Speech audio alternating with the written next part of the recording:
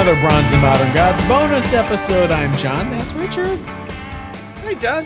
Hi. Hey, follow us on Facebook and Instagram at Bronze and Modern Gods. Visit us at Bronze and Modern Gods. Give us a like, subscribe. Hey, today we've got some controversial things to cover from our episode earlier this week. And we have a visit from Steven with Minor Keys Comics to talk about his underrated book of the week. And it's a good one. But let's get started. Let's just wade right into it, Richard, with our viewer mail segment. You've got mail. So we talked about variants on Monday's episode. Boy. All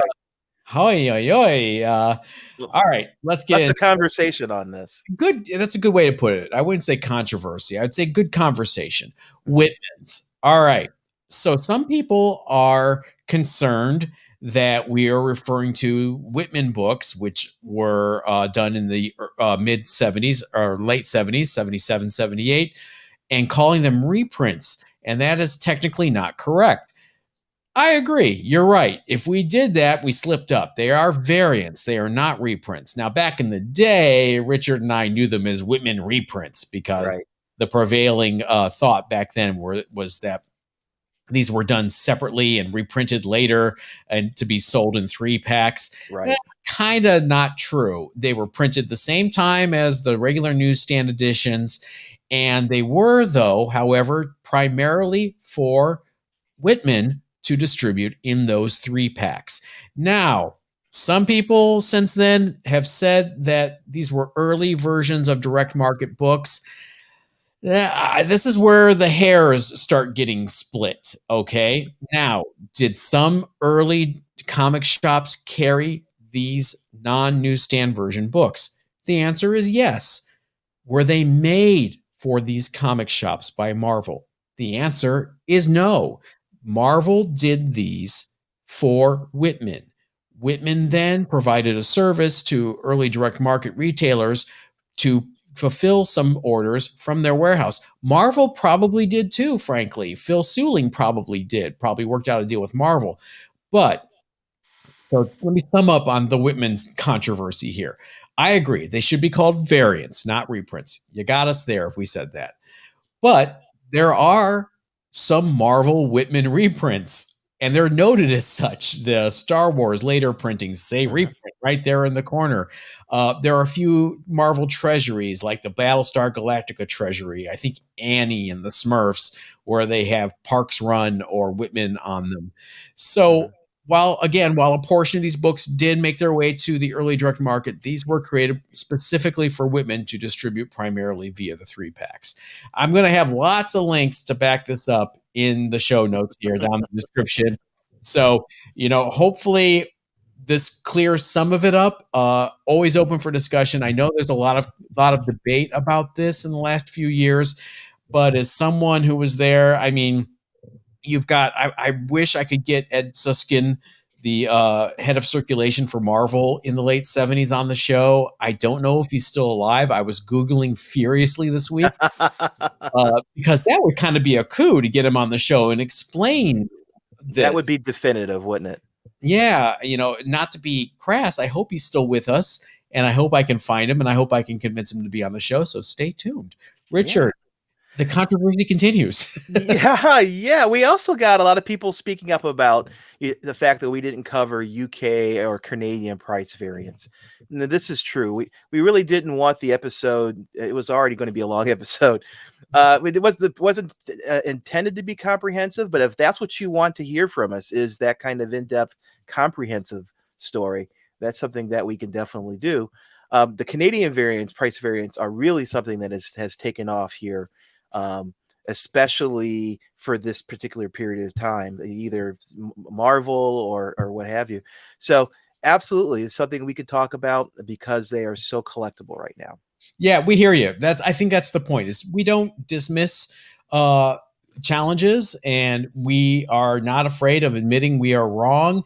But sometimes, we just have an episode about Whitman reprints, and why didn't you talk about Canadian reprints? Oh, well, we can talk about Canadian reprints too, I guess. But again, they're not reprints. I mean, like Marvel superheroes. You see, this did it. Secret Wars #1. there is a first print, and then there is a Canadian price variant of that first print. So Correct. it's not really a reprint, like there is a second print of that book as well. So yeah, it does, the semantics does matter. Is a second print a reprint? Yes. Maybe. The answer is yes. You're reprinting the book, but it just goes to show you the semantics, the hair splitting, and that's what we love about the hobby, is we love the semantics, we love the hair splitting, we love the debate, so we don't shy away from it, so keep us Right. honest, you know? Right. Right. We appreciate the conversation. All right. Another piece of viewer mail from Paul D77, who says, the variants I've been hunting recently are the J.C. Penney reprints. There's that word again. And this issue in particular, an Uncanny X-Men 268, which I finally found. But generally speaking, they appear to be really scarce over in the UK. Thanks for the great content. You're welcome. Yes, J.C. Penney offered, or in their Christmas catalogs, like a comic book collector's kit for a few years where you got different reprints of certain comic books. The one that's really frustrating, there's an issue of Young Men from yeah, there it is again, Young Men Atlas in the 50s with Captain America, Submariner, and the Human Torch. And this issue, I see it all the time being posted on eBay as like, young men from the 50s near mint. I don't know how this survived. It's not. It's a JC Penney reprint. Also, if you're chasing down these really obscure variants and reprints, don't forget about the X-Men Pressman variants, which were included with the X-Men board game. That was the only place you can get those. Those are super scarce. Yeah. Yeah. Yeah. I just remember that board game and the comment that came with it.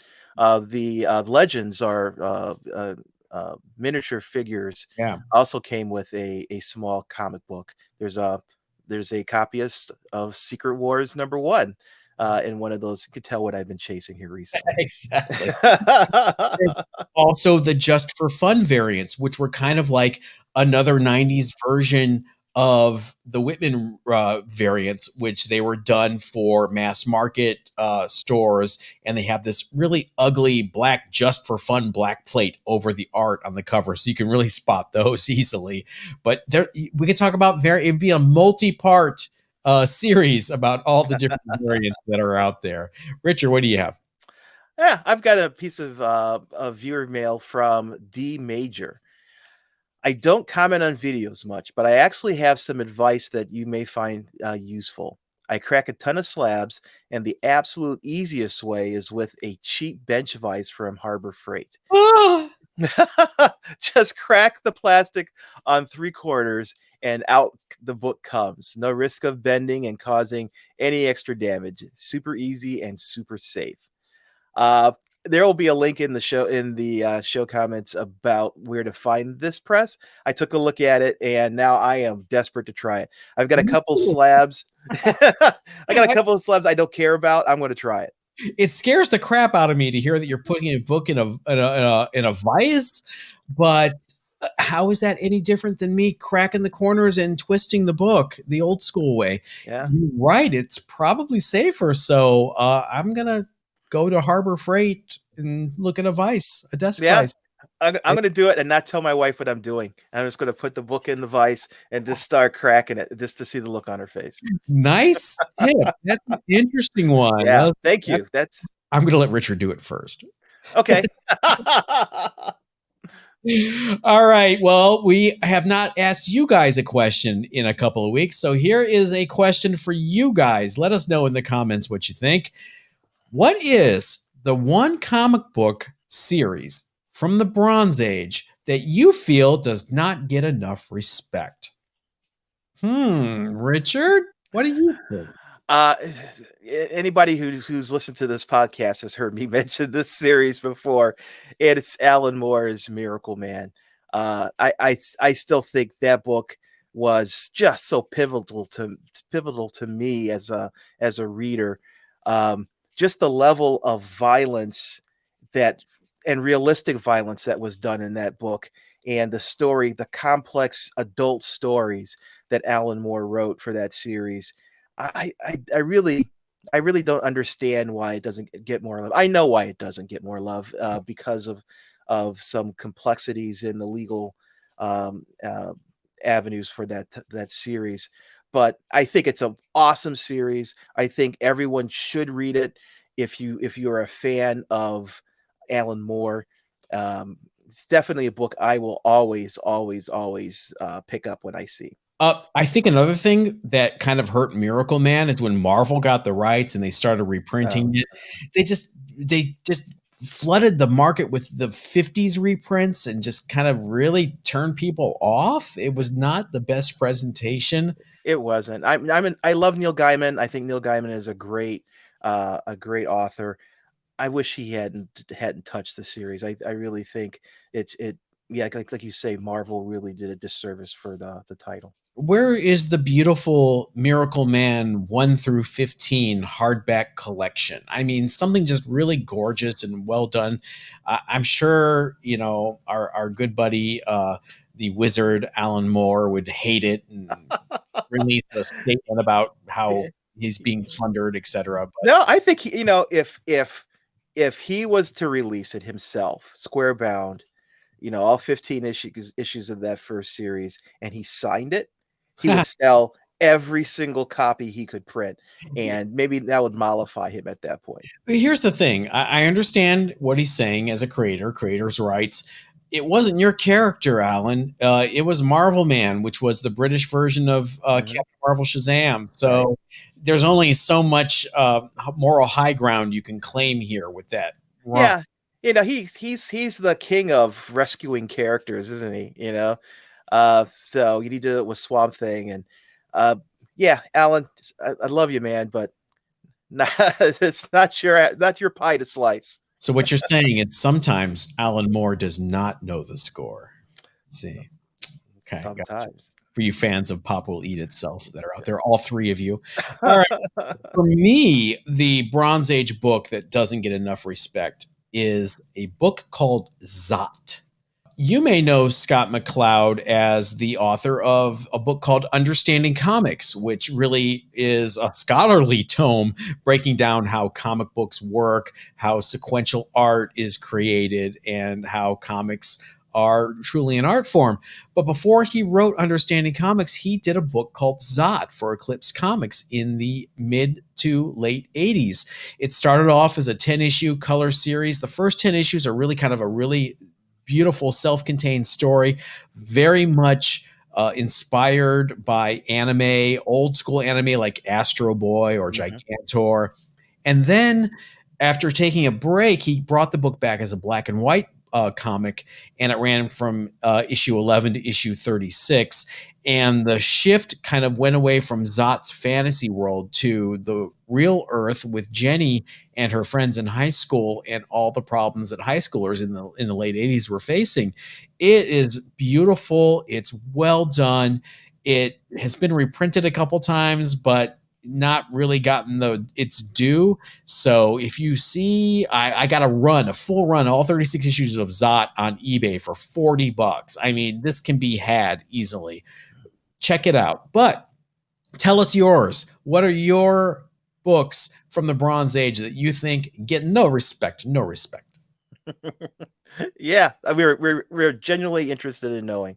John and I both will John and I both read through the comics and will engage.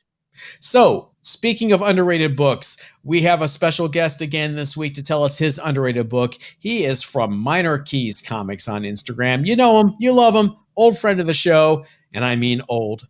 This is Steven. What's up, Steven? How you Hey, been? gentlemen. Thanks for Hey. having me on. I'm a huge fan, and I love to be back anytime I'm invited. So, Yeah, it's great to see you again. hey, it's good to see you guys too. You guys been busy? A little bit. 2 shows a week. We love it. We Yeah. thank you. Mwah, mwah. Thank you very much. It's killing us. We don't know how long it's going to last. We don't care. Just give us more content. All right, you guys better start watching them more. So you are here to talk about a book today that you picked, and I got really excited. What is Oh, I didn't know you got excited. it? Did. That's good. I was worried that this would be a want kind of book. So It's interesting.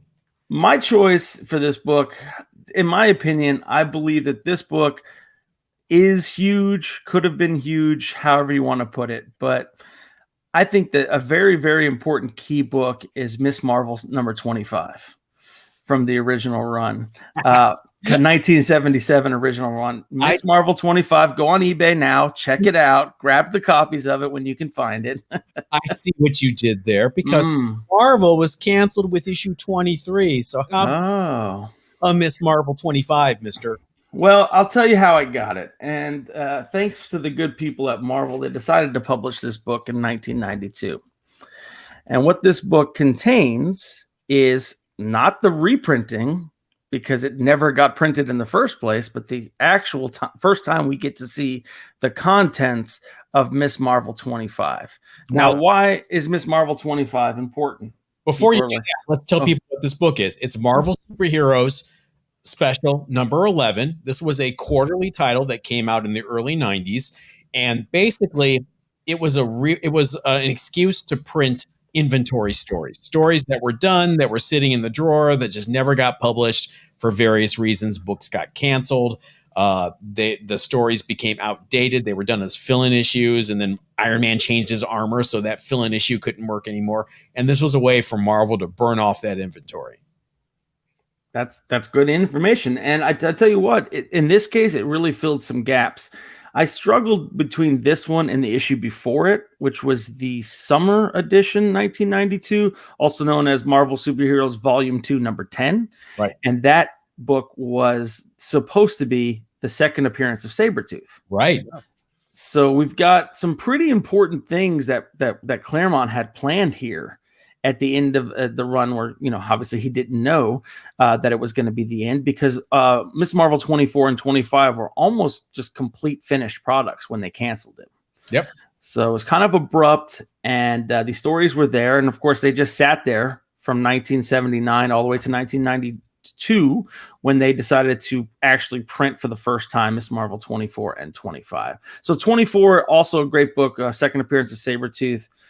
I guess not anymore, but in story, it would have been this. Now, what makes Miss Marvel 25, aka Marvel Superheroes Volume 2, number 11, important is it's the first appearance of Rogue. Now, the actual first chronological appearance of Rogue. Now, if you've read, and I don't know how many people out there have actually read Avengers Annual 10. It's so annoying because it picks up like right where Chris left off. Chris, we didn't get to see the last 2 issues of Miss Marvel. I don't know if anybody told you. That's a very good point, John. I truly don't know if he knew that or not, because it starts right up where Spider-Woman is rescuing Carol Danvers from falling off the Golden Gate Bridge. Why? Right. Who threw you there? What's happening? Why do you have no memory? What's going on here? And why the heck does Rogue hate you so much? And we don't really ever figure that out in this series. We see them this issue in Marvel, Avengers Annual 10. We never really find out why that's happening. So we get to now see, because of this book, we get to see the actual story, which kind of makes a lot more sense. Yeah. You want to know why they're fighting. And I don't know if I'm allowed to spoil it. I mean, is there spoilers for a 40-year-old book? I don't know if you'd have to spoil the story. I think you could say it's almost like there were no editors for Avengers Annual 10, because it just let Chris continue a story that he assumed we all knew about. It's almost like in media res, if you know that phrase, where the story picks up where he left off. But Chris, we don't know who this Rogue person is. We don't know why Carol Danvers is unconscious. Obviously, he was writing it to be a crossover with Spider-Woman, which he was also writing at the time when Miss Marvel got canceled. So it's really frustrating as a reader, and these 2 issues really fill in a lot of blanks. It definitely does. There's also some other first appearance. There's also another first appearance in there is Destiny, the mutant Destiny. It's also her first appearance. And sort of interesting is Chris Claremont wrote Mystique and Destiny as a couple. Yes, very much so. And technically, they would have been the first lesbian couple, or first lesbians in Marvel Comics. He had an out. I've read interviews where he said, well, how do you know Mystique is really a woman?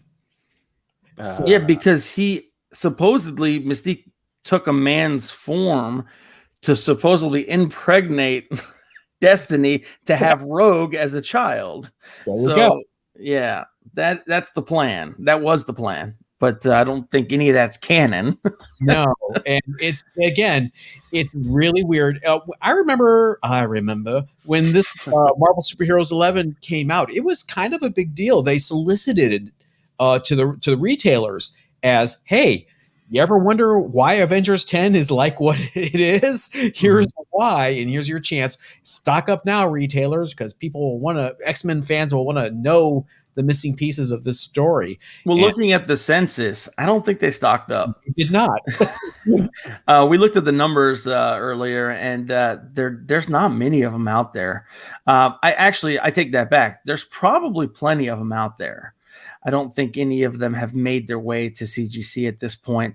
It's not the easiest book to find. I'll tell you that right now. There's only one copy currently listed on eBay, and it's $200. Especially in grade, because of the square and the fact that this is a dump title that nobody gave a two hoots about. This one is a chef's kiss. This is a square bound, which I love. Beautiful, beautiful 9.6 potential, possibly 9.8. I love the colors on that. And that Ghost Rider story was done for the original title by Bob Budiansky, and never got used near the run. So yeah, it's an interesting book. It really is. And honestly, in my heart of hearts, I believe that Rogue is, I know this is probably controversial, but I really do believe Rogue will be the first mutant that we get to see. I do. I like the rumors. I know they're all unfounded in the Reddit rumors, but I really like the idea of Rogue being involved in Captain Marvel 2 project. I just think that the fact that she absorbed Rogue's powers, which she absorbed Captain Marvel's powers, which you find out about in this book for the first time ever, 20 years later or 15 years later. She permanently absorbs Captain Marvel's powers. So she's technically just as powerful as Captain Marvel, which is pretty powerful. Yeah, and it's weird because I think after Avengers 10, she shows up in Dazzler first. And she's supposed to be a teenager. Michael Golden kind of draws her 20s. It looks like she's in her 20s. Frank Springer in Dazzler draws her like she's a 45-year-old house mom. She always has that weird gray streak that makes her look older. So I don't know. And then it's that short haircut too. Yeah. So, Rogue's launch got really kind of kerfuffled a bit because of the cancellation of Miss Marvel.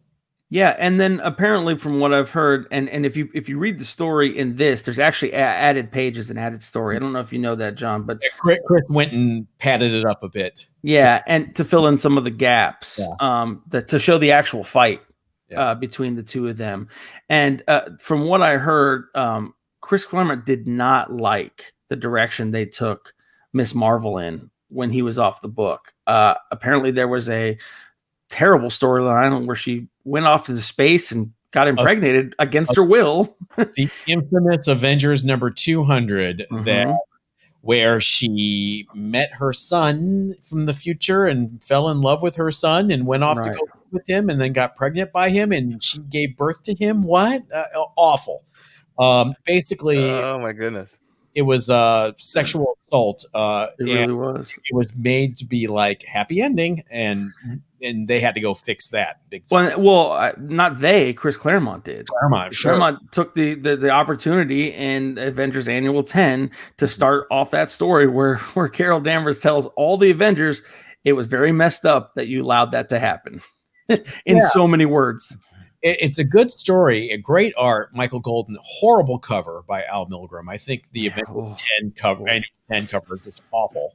It's like one of those Marvel Tales. Just like 8 different stories and panels on the cover. Not it's a wasted opportunity.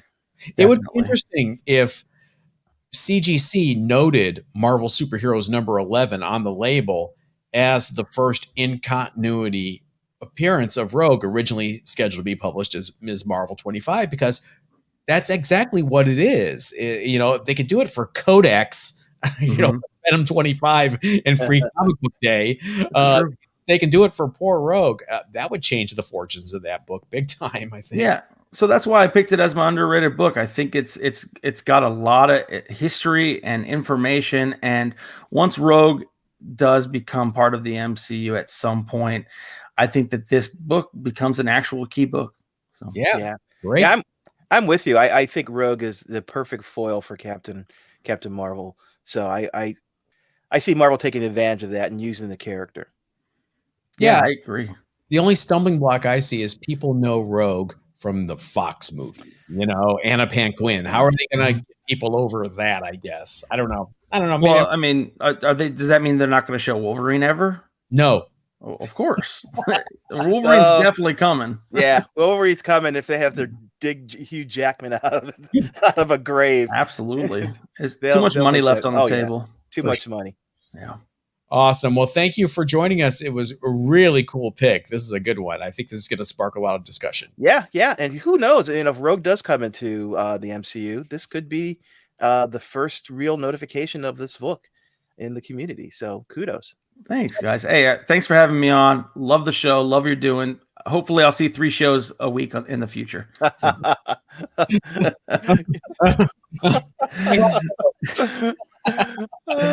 Thanks, Stephen, for wishing that on us. Thanks, guys. All right, man. And that's going to do it for our bonus episode this week. Richard, where can everyone find us? Everyone can find us on Instagram and Facebook at Bronze and Modern Gods. Give us a like and subscribe. You can also find us at our website, bronzeandmoderngods.com, which John dutifully updates on a daily basis. And I see you all looking at the host section of bronzeandmoderngods.com and going, what the heck? I promise you, we will update the host section soon. We will see you Monday. Have a great weekend, everybody. Everybody stay safe.